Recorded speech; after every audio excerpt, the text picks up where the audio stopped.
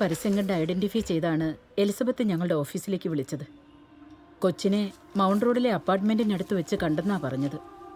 ഇവിടുത്തുകാരിയാ ഇന്നലെ രാത്രി തന്നെ നാട്ടിലേക്ക് തിരിച്ചെത്തുമെന്ന് പറഞ്ഞതുകൊണ്ടാ ഓർഫനേജിൽ നിന്ന് അങ്ങോട്ടാരും ചെല്ലാതിരുന്നത്. പിന്നീട് ഇന്ന് രാവിലെ സിസ്റ്റർ അവരെ വിളിച്ചിരുന്നില്ലേ? ഇന്നലെ രാത്രി വീട്ടിലെത്തിയിട്ട് അവരെനിക്കൊരു മെസ്സേജ് അയച്ചിരുന്നു.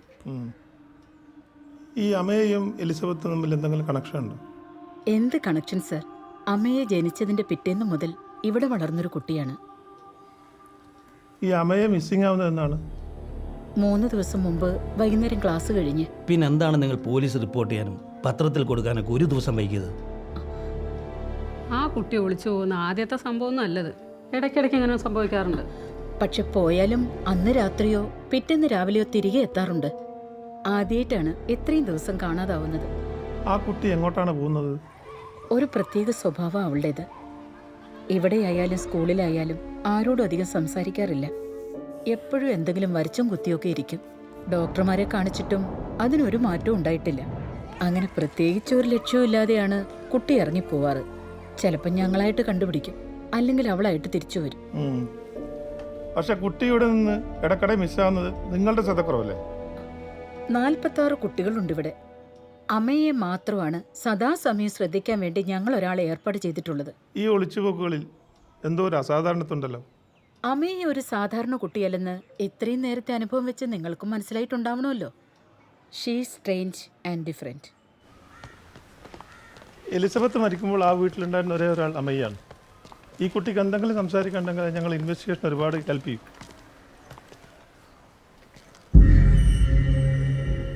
കുട്ടീനെ ഷോക്ക് മാറി എന്തെങ്കിലും സംസാരിക്കാൻ തുടങ്ങിയാൽ ഞങ്ങൾ വിവരം അറിയിക്കണം. ഓക്കെ? ശരി സർ.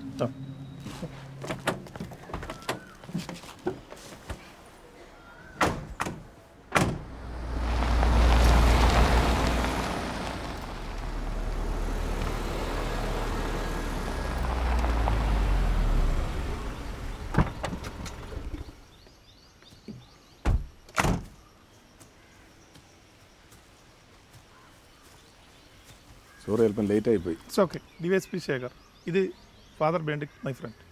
നമുക്ക് അതോട്ടിരുന്ന് സംസാരിക്കാം. വേണമെന്നില്ല, will finish it soon. Postmortem report കിട്ടിയോ? ഇല്ല.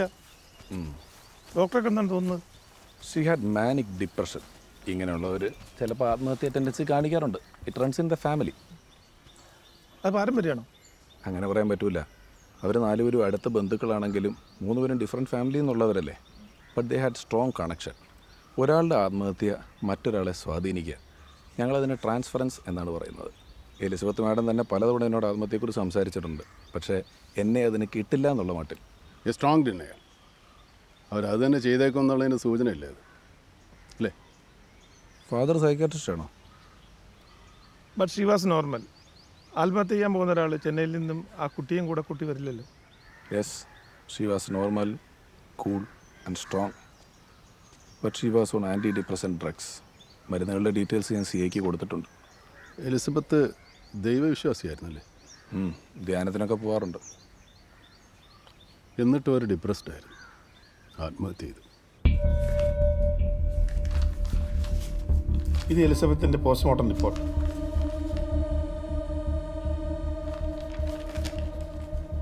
അളവിൽ കൂടുതൽ സ്ലീപ്പിംഗ് പിൽസ് ഉണ്ടാക്കിയ വിഷാംശം, പിന്നെ വെയിൻ കട്ടിയതിൻ്റെ ബ്ലഡ് ലോസും ഇതാണ് മരണകാരണം. ആ മുറിയിലെ വീട്ടിൽ വേറെ ഫിംഗർ പ്രിൻറ്റ്സ് ഒന്നുമില്ല. കൂടാതെ ബലപ്രയോഗം നടന്നതിൻ്റെ യാതൊരു ലക്ഷണവുമില്ല.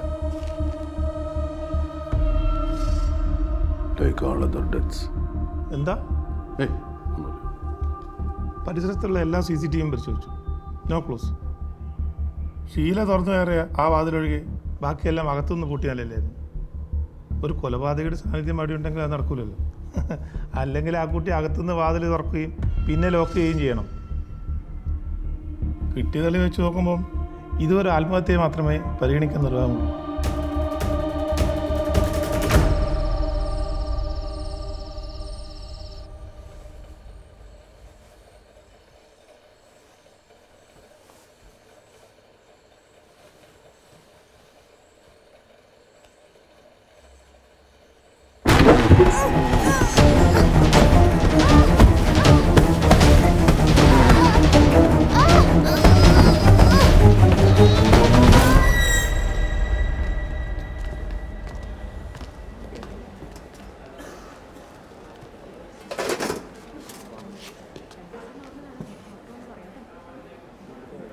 ഇന്നലെ മോളെ ഉപദ്രവിച്ച ആളെ മോള് കണ്ടോ? ഞാൻ ആരെയും കണ്ടില്ല. മോൾ ഒച്ച വെച്ചപ്പോഴാണോ അയാൾ പോയത്, അതോ ആരെങ്കിലും മോളെ പേടിപ്പിക്കാൻ വേണ്ടി ചെയ്തായിരിക്കോ? അത് അയാളോട് പോയി ചോദിക്കേ, എനിക്കെങ്ങനെ അറിയാനാ? അന്ന് ആ വീട്ടിലേക്ക് രാത്രി ആരെങ്കിലും വരുന്നത് അമ്മയെ കണ്ടായിരുന്നു? അമ്മയെ പലതും കാണുന്നുണ്ട്, എനിക്കറിയാം. സിസ്റ്റർ, എനിക്കൊന്ന് ഉറങ്ങണം.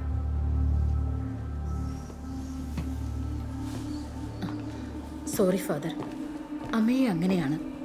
പേരൻസിൻ്റെ സ്നേഹവും കെയറും കിട്ടാത്തതിൻ്റെ ചില പ്രശ്നങ്ങളുണ്ട് അവൾക്ക്. സിസ്റ്റർക്ക് അമ്മയോടൊരു പ്രത്യേക സ്നേഹമുണ്ടല്ലേ? ഉണ്ടെന്ന് കൂട്ടിക്കോളൂ. ഇന്നലത്തെ സംഭവത്തെപ്പറ്റി സിസ്റ്റർക്ക് എന്താണ് തോന്നുന്നത്? അത് അമ്മയെ ആയതുകൊണ്ട് അതുകൊണ്ട് അവളുടെ തോന്നലാകാം എന്നാണോ?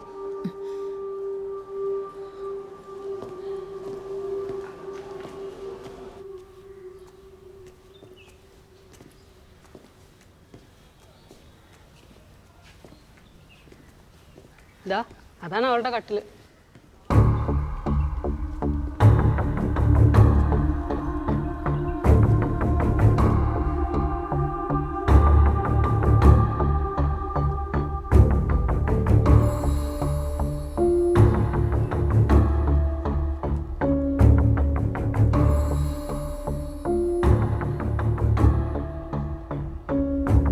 ഇത് ഈ ജനലിലെ തുരുമ്പ് തന്നെയാണ്.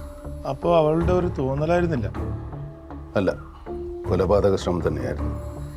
അവൾ എന്തെങ്കിലും സംസാരിച്ചേക്കുമോ എന്ന് ഭയപ്പെടുന്ന ഒരാൾ അവളുടെ പിന്നാലെ ഉണ്ട്. ഇന്ന് ഒരു കാര്യം മനസ്സിലായി, ആലാട്ട് വീട്ടിൽ അവസാനമായിട്ട് നടന്ന മരണം ഒരു കൊലപാതകം. ഇതുവരെ സമർത്ഥമായിട്ട് നീ ആ കൊലയാളിക്ക് ആ രാത്രി ഒരു തെറ്റുപറ്റി. തെറ്റോ? അമയ ഗബ്രിയിൽ അന്ന് രാത്രി കൊലപാതകം കണ്ടിട്ടുണ്ട്. ആ കുട്ടിയുടെ മൊഴി മൂലമായിരിക്കും അവൻ ഇനി നിയമത്തിന് മുമ്പ് വരാൻ പോകുന്നത്. അമ്മയുടെ നാവിൽ നിന്ന് നമുക്കൊരു അക്ഷരം പോലും കിട്ടില്ല. പിന്നെന്താണ് ഒരു വഴി? ഈ ഓർഫനേജിന് ചുറ്റുമുള്ള വീടുകളുടെയും സ്ഥാപനങ്ങളുടെയൊക്കെ CCTV ഫുട്ടേജ് എടുക്കും. ഓക്കെ.